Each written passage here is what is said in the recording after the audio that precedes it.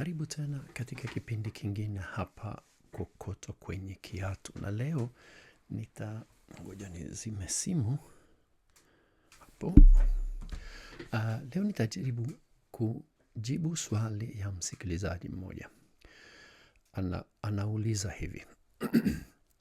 Yesu anasema nimepewa mamlaka yote. Je, ni nani huyu aliyempa hayo mamlaka? Na nilimjibu kwa kifupi tu katika comment section. Nilisema hivi, swali yako ni nzuri pia si ndogo na inahitaji maelezo marefu kwa kuweza kuifafanua vizuri. Nitafanya hivyo ila katika video nitakayoiandaa kwa sasa natoa jibu kwa kifupi, na video ambayo nimeandaa ni hii. Lakini nilisema hivi, atakayeweza kutoa mamlaka yote mbinguni na duniani lazima awe na mamlaka hiyo. Na hiyo ni Mungu peke yake, kwa hiyo mtoaji ni Mungu. Hoja inayoweza kuja ni kwamba kama Yesu alipewa, ina maana kwamba hakuwa na mamlaka hiyo kabla, kwa yeye sio Mungu. Hapo tunahitaji kurudi kwenye maandiko, na ingawa yapo mengi ninataja moja tu hapa. Nafikiri ninataja mbili, nasema moja lakini zimekuwa mbili. Injili ya Yohana sura ya 1 mstari wa 1 hadi wa 5 inaeleza kwamba Yesu alikuwapo kabla ya kuja hapa duniani. Alipokuja hapa alijivua uungu wake na akajitwaa ubinadamu. Pia Wafilipi 2:6 hadi 11. Baada ya kukamilisha kazi yake hapa, anarudi katika hali ile ya mwanzo, anapewa tena uungu na mamlaka yanayofuata cheo hiyo. Kama ninavyosema, hii hapa ni jibu fupi sana, nitafafanua zaidi katika video. Kwa hiyo leo nitajaribu kufanya hivyo. Samahani, koo yangu kidogo ina changamoto. Kwa hiyo video ya leo ninaita Yesu amepewa mamlaka yote, na anadai hivyo mwenyewe. Katika Mathayo 28 na mstari wa 18 hadi 20 tunasoma hivi. Yesu akaja karibu akawaambia, nimepewa mamlaka yote mbinguni na duniani. Nendeni basi mkawafanye watu wa mataifa yote wawe wanafunzi wangu, mkiwabatiza kwa jina la Baba na la Mwana na la Roho Mtakatifu. Wafundisheni kushika maagizo yote niliyowapeni, nami nipo pamoja nanyi siku zote, naam, mpaka mwisho wa nyakati. Na sehemu hii fupi ina mambo mengi ya kitheolojia ambayo inaonyesha kwamba Yesu sio tu mtu wa kawaida. Anasema nipo pamoja nanyi siku zote, naam, mpaka mwisho wa nyakati. Mwanadamu anaweza katoa ahadi kama hiyo? Haiwezekani. Haiwezekani. Mwanadamu anaishi na anakufa, lakini Mungu ni wa milele, kwa hiyo anaweza kutoa hiyo ahadi.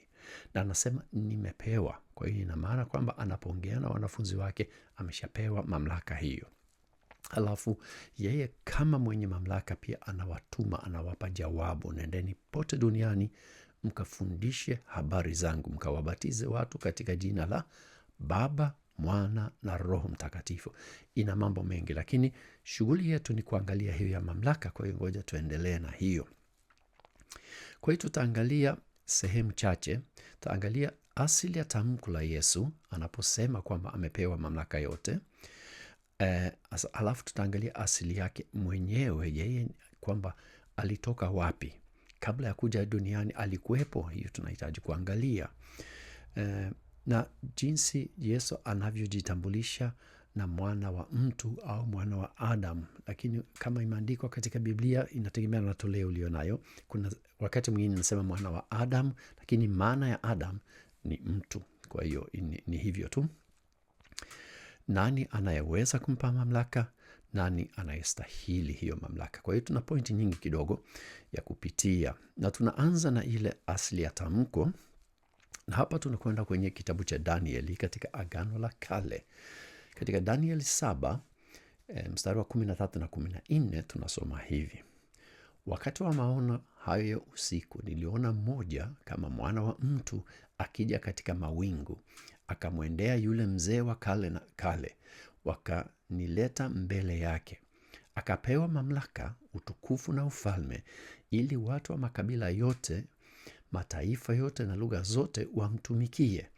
Utawala wake ni wa milele na ufalme wake kamwe hautaangamizwa.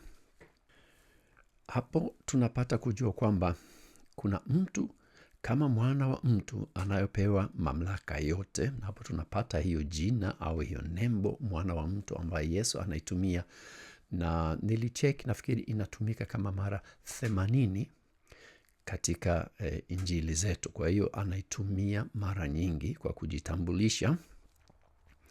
Na kama nilivyosema, kuna wakati inasema mwana wa Adamu au mwana wa mtu, inategemea na tafsiri yako, lakini ni mamoja kwa sababu Adamu maana yake ni mtu. Hapa tunaambiwa kwamba huyu mwana wa Adamu au huyu mwana wa mtu anapewa utukufu, anapewa ufalme, na anayeabudiwa na watu wa makabila yote. Utawala wake ni wa milele. Kwa hiyo kama utawala wake ni wa milele, yeye ni wa milele. Hiyo moja kwa moja inajipa. Huwezi ukawa na utawala wa milele kama wewe sio wa milele. Tunaendelea kuangalia sasa asili ya Yesu. Biblia inasemaje juu ya hiyo? Na tutaanza kwa kusoma Yohana sura ya 1 na mstari wa 1 inavyosema hivi: hapo mwanzo alikuwako neno, naye huyo neno alikuwa pamoja na Mungu, naye neno alikuwa Mungu. Alikuwa pamoja na Mungu, naye alikuwa Mungu. Alifanyika mwili akakaa miongoni mwa watu. Na hiyo tunaipata katika mstari wa 14 katika Yohana. Inasema hivi: neno alifanyika mwili akakaa miongoni mwetu, nasi tukauona utukufu wake, utukufu kama wa mwana pekee atokaye kwa Baba, amejaa neema na kweli. Na hiyo yote inamhusu Yesu, inaongea juu ya Yesu. Tutaendelea kusoma Wafilipi 6 mstari wa 6. Wafilipi wa pili sura ya 2 na mstari wa 6 hadi 11 inasema hivi: yeye, huyu ni Yesu, kwa asili alikuwa daima Mungu, lakini hakufikiri kwamba kule kuwa sawa na Mungu ni kitu cha kung'ang'ania kwa nguvu, bali kwa hiari yake mwenyewe aliachilia hayo yote, akajitwalia hali ya mtumishi, akawa sawa na wanadamu, akaonekana kama wanadamu. Alijinyenyekesha na kutii mpaka kufa, hata kufa msalabani. Kwa sababu hiyo Mungu alimkweza juu kabisa, akampa jina lililo kuu kuliko majina yote, ili kwa heshima ya jina la Yesu viumbe vyote mbinguni na duniani na kuzimu vipige magoti mbele yake, na kila mtu akiri kwamba Yesu Kristo ni Bwana, kwa utukufu wa Mungu Baba. Hapa tunapata historia ya asili ya Yesu kwa kifupi sana. Paulo anafupisha tu historia yake, jinsi alivyokuwa na jinsi alivyokuja duniani na jinsi alivyoinuliwa tena baada ya kufanya kazi yake hapa duniani. Alikuwa daima Mungu, tunaambiwa, na hiyo inaendana na Yohana anavyosema katika sura ya 1. Alijivua uungu kwa ajili ya kuja ulimwenguni. Hapo pia anakubaliana na Yohana. Alikuwa na kazi ya kufanya na aliitimiza. Kwa hiyo alirudi katika hali yake ya awali, ila sasa akiwa Mungu kamili na mwanadamu kamili. Unaona, kwa hiyo kuna kitu kimeongezeka kwake, amekuwa ni mwanadamu pia kamili. Halafu kila kiumbe kitanyenyekea chini yake, hakuna atakayekuwa mjeuri kwake. Katika Wakolosai 2:9, 8 na 9 tunasoma hivi: chungeni mtu yeyote asiwafanye ninyi mateka kwa elimu batili na madanganyo matupu, yanayotegemea mapokeo ya wanadamu na mafundisho ya ulimwengu badala ya Masihi. Maana utimilifu wote wa Mungu unakaa ndani ya Masihi katika umbili la mwili wa kibinadamu. Tunaonywa tusidanganywe na mafundisho yanayokataa uungu wa Yesu. Na hiyo ni kitu ambayo inasambaa sana, hasa kwa wandugu zetu wa Kiislamu. Wanajaribu kila njia ya kujaribu kuonyesha kwamba Yesu sio Mungu. Tunaonywa hapa katika Biblia. Na hayo ni maandiko yaliyotangulia Korani, Na Qurani inasema hivi, inasema maandiko yaliyotangulia ni mafunuo ya Mungu na ni kweli na hayawezi kubadilishwa. Kwa hiyo wakati Waislamu wanapopindisha maandiko ya Biblia, wanafanya kosa ile ile ambayo Qurani na watuhumu wa Kristo na Wayahudi wakati wa Qurani kuandikwa kufanya. Walibadilisha maandiko kwa midomo yao kusudi wapate faida au watafute kitu fulani. Na hiyo ndio Waislamu wanafanya kila siku. Hawaheshimu Biblia yao ambayo ni Qurani, hawaiheshimu. Hawamheshimu Mungu, hawaheshimu maandiko yaliyotangulia Qurani. Kwa hiyo wanajaribu kufundisha ubatili. Ndio hivyo. Nilipenda niweke hiyo pia hapo kwa sababu ninaona ni jambo la muhimu sana kukumbuka. Utimilifu wote wa Mungu unakaa kwake Masihi. Utimilifu wa Mungu ni uungu. Haiwezekani ikawa utimilifu wa Mungu kama Masihi siyo Mungu. Tutaendelea kusoma Yohana 8:57 na 58 inasema hivi. Basi Wayahudi wakamwambia, wewe hujatimiza miaka 50 bado, nawe umemwona Abrahamu? Yesu akawaambia, kweli nawaambieni, kabla ya Abrahamu hajazaliwa mimi niko. Kwa hiyo Yesu anadai kwamba alikuweko kabla Abrahamu kuzaliwa.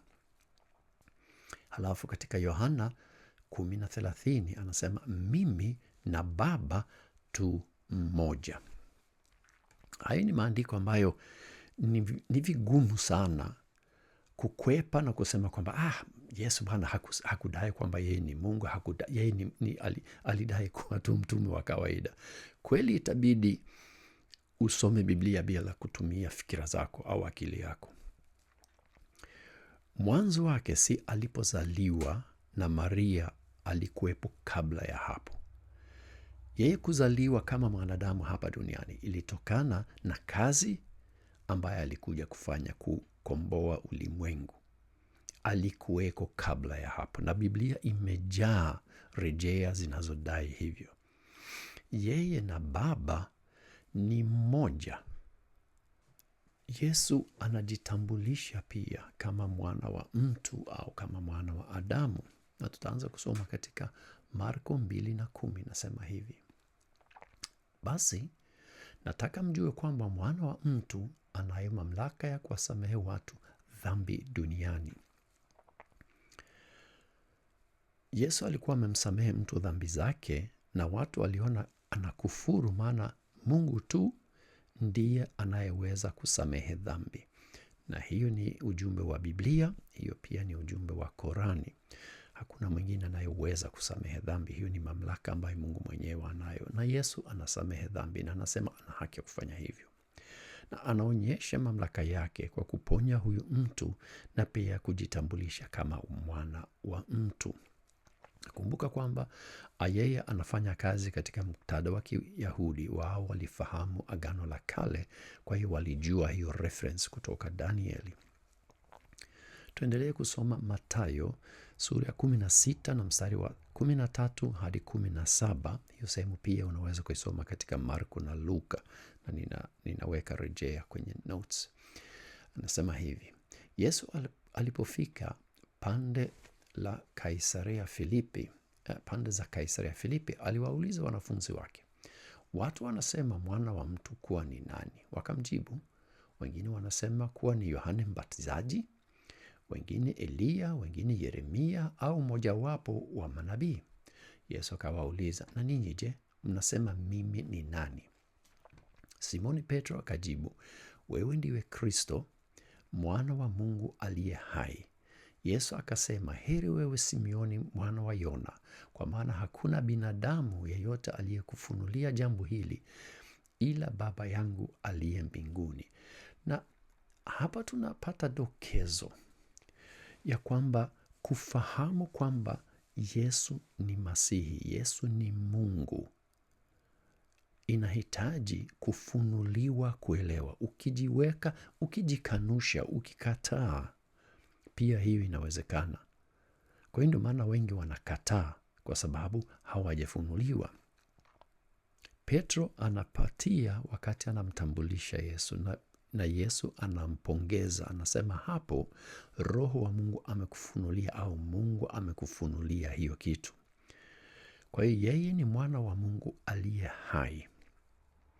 Ndiyo, unaweza kusema tunajiita wana wa Mungu, lakini sio katika relation sawasawa na Yesu aliyokuwa nayo.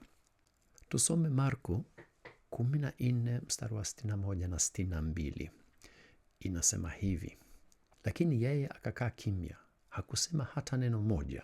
Ni wakati ambayo yuko mbele ya baraza ya wazee, wanataka wamhukumu, wamsulubishe, wamuue. Kuhani mkuu akamuuliza tena, je, wewe ndiwe Kristo, mwana wa Mungu mtukufu? Yesu akajibu, naam, mimi ndiye. Tena mtamuona Mwana wa Mtu amekaa upande wa kulia wa yule Bwana mwenye nguvu, akija katika mawingu ya mbinguni. Hapa tena anawarudisha katika ile andiko kutoka Danieli, na pale huyu mwana wa Adam anapewa mamlaka yale yote ambaye ni ya kimungu, si ya kibinadamu, si ya kiutume, bali ni ya kimungu.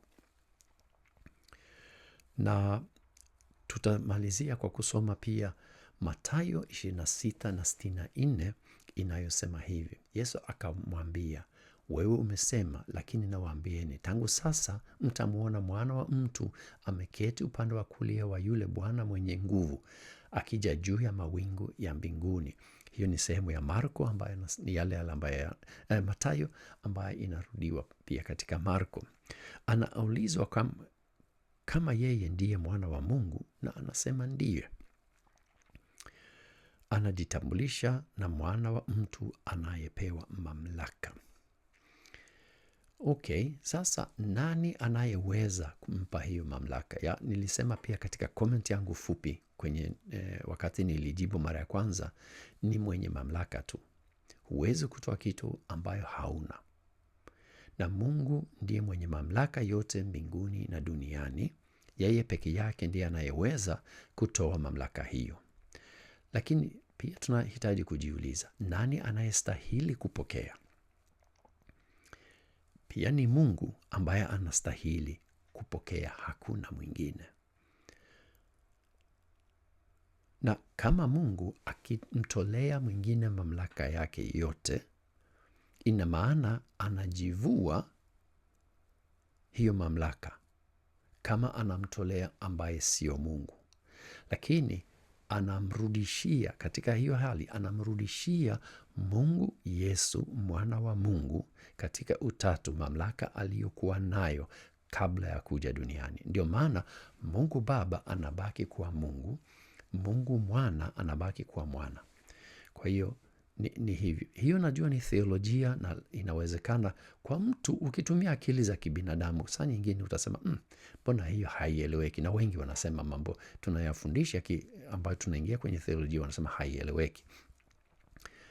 Na kuna wakati unahitaji kusoma na kutafakari na kufikiria sana. Hiyo ninakubali, lakini hiyo ni theolojia ya Kikristo, na hiyo ni theolojia tunayoiamini sisi wa Kristo. Kwa vile Yesu ni Mungu, anaweza kupokea mamlaka. Anajitambulisha kama anayopokea mamlaka yote, yaani mwana wa mtu au mwana wa Adam.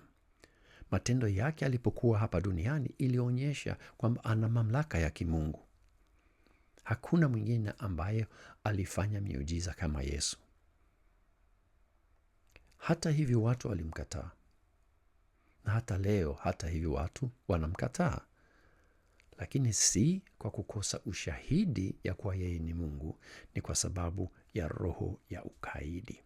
Kwa hiyo mimi nakushauri ndugu, kama wewe unasikiliza hiyo video, usiwe na hiyo roho ya ukaidi. Angalia hayo maandiko. Hayo maandiko yote itabidi useme kwamba Biblia ni ya uongo, na haitakiwi hata kusomwa kama utasema kwamba Biblia haielezi kwamba Yesu ni Mungu.